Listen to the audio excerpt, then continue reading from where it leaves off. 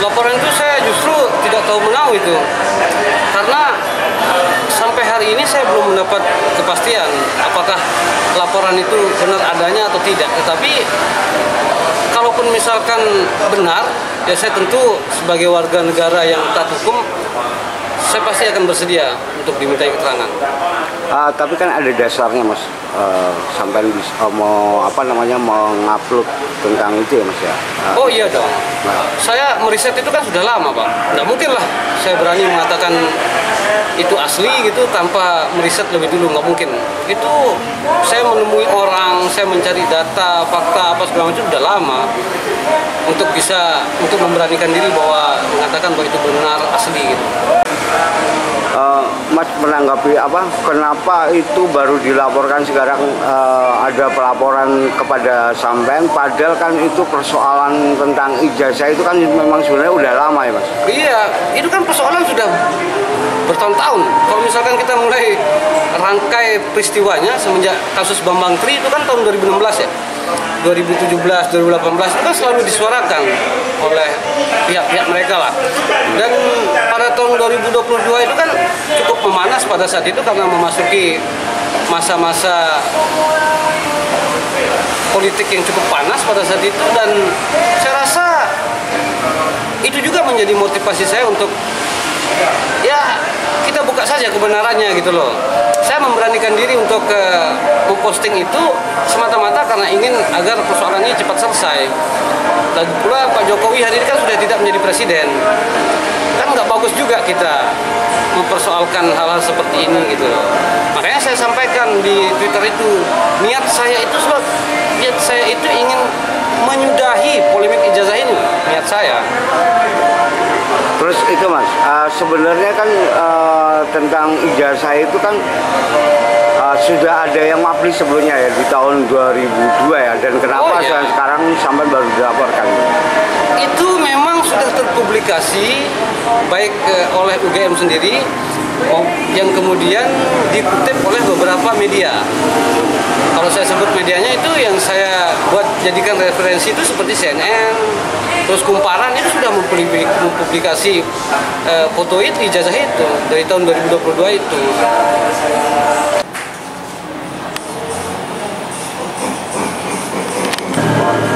Terus kaitan ini, Mas, ke Roy Suryo yang kemarin menyatakan bahwa sampai itu saya ingin katakan itu, Roy Suryo ini lama-lama seperti anak kecil.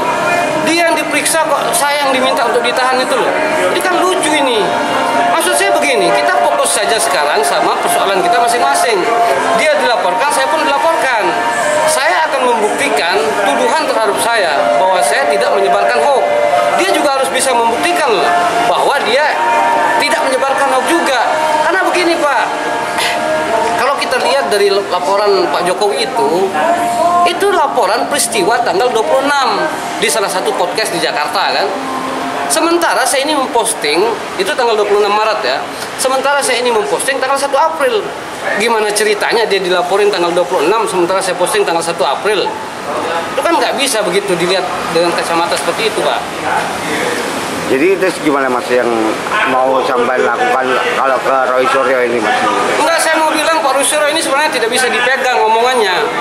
Sama seperti contoh waktu saya podcast sama beliau itu di hari apa itu. Ini kan kita podcast siang. Di depan saya dia mengatakan, "Oke, Mas Dian ya, saya pegang. Mas Dian tidak mendapatkan dari Pak Jokowi," katanya. Ini depan saya loh dia ngomong, direkam sama orang.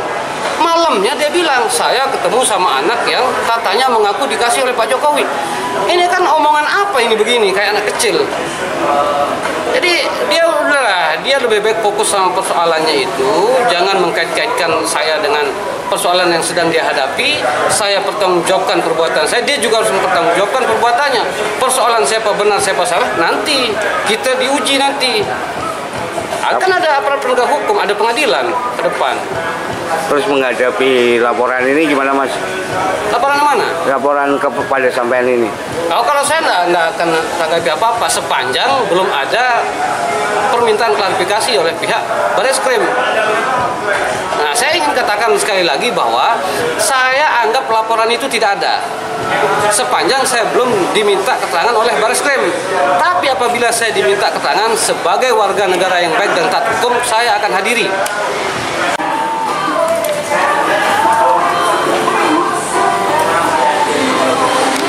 Sebenarnya kan begini Pak, perlu menjadi catatan juga bahwa saya tidak hadir dalam polemik ini dengan tangan kosong. Saya melakukan riset seperti yang sudah saya sampaikan, saya melakukan pendekatan sejarahnya. Ada banyak data-data saya yang juga belum saya keluarkan. Nanti pada waktunya saya akan keluarkan data-data itu. Misal seperti contoh kemarin, ada satu hal yang ingin sekali saya bantah sebenarnya. Kalau melihat dari setidaknya dua orang yang mempermasalahkan ini. Contoh seperti Roy Suryo dan Dr. Tipa. Roy Suryo ini mengatakan bahwa foto yang ada di ijazah Pak Jokowi itu 99,9% itu adalah Pak Dumatno Budi Utomo. Lalu Dr. Tipa berdasarkan keilmuan dia itu mengatakan bahwa dari sisi rahang apa segala macam itu bukan Pak Jokowi, itu adalah Pak Dumatno mungkin siapa yang dia sebut. Tetapi Pak, saya kemarin ini saya dari Semarang menemui teman saya yang kebetulan orang tuanya itu juga lulusan UGM. Memang bukan seangkatan dari Pak Jokowi, tapi ada di dalam buku alumni. Beliau ceritakan kepada saya bahwa buku alumni ini diberikan oleh kampus pada tahun 1989. Dicetaknya pada tahun 1988, Pak. Ya, buku yang akan diberikan ke saya ini. Itu saya akan minta untuk diuji forensik. Masuk akal nggak? Tahun dicetak 1989, Pak Dumatno Budi Utomo itu lahir pada tahun 1977. Yang secara hitungan matematika baru berusia 10-11 tahun, itu yang dipakai fotonya oleh Pak Jokowi. Jadi buku alumni. Ini kan orang-orang gila ini. Orang-orang yang maksud saya secara keilmuan mereka tidak bergunakan dengan baik.